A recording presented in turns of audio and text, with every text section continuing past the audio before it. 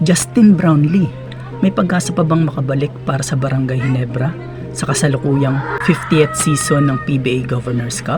Pero bago yan, paki-follow nyo naman po ako sa aking Facebook page at sa aking TikTok account at paki-subscribe nyo na rin po ako sa aking YouTube channel para updated po kayo sa mga susunod ko pa pong mga videos. Ang sagot ay oo. Mayroon pa rin malaking pag-asa na makapaglaro si Justin Brownlee para sa Barangay Ginebra sa kasalukuyang PBA Season 50 Governors Cup. Ayon kay Head Coach Tim Cone, hindi pa pinal ang desisyon at posibleng makabalik si Brownlee kapag magaling na ito. Sa kasalukuyan, tuloy-tuloy ang kanyang rehabilitation sa United States.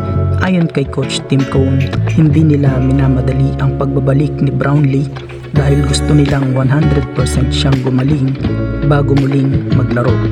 Ang mga iniinda niyang injury ay kinabibilangan ng hamstring strain sa kanyang binti, peroneal tendinopathy sa kanyang binti, pamamaga at cartilage issue sa kaliwang tuhod. Magandang balita para sa mga Ginebra fans, may posibilidad pa rin makabalik si Brownlee ngayong Governors Cup kung magiging maayos ang kanyang recovery. Hindi pa nagbibigay ang Ginebra ng eksaktong petsa ng kanyang pagbabalik. Habang nagpapagaling siya, si Riley Grigsby muna ang nagsisilbing import ng koponan. Kung magpapatuloy ang magandang progreso ng kanyang rehab, malaki ang tsansang makita siyang muling magsuot ng Ginebra jersey bago matapos ang conference. Kasalukuyan nga na hawak ng Ginebra ang 2-3 baraha at nasa labas ng top 4 ng kanilang grupo ngayong elimination.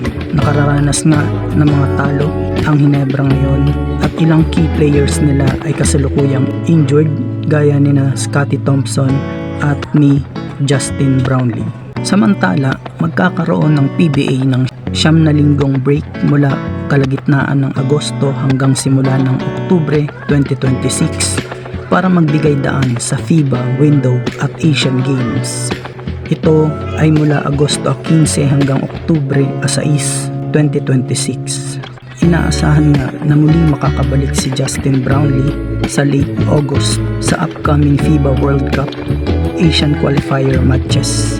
Depende sa pinal na medical clearance.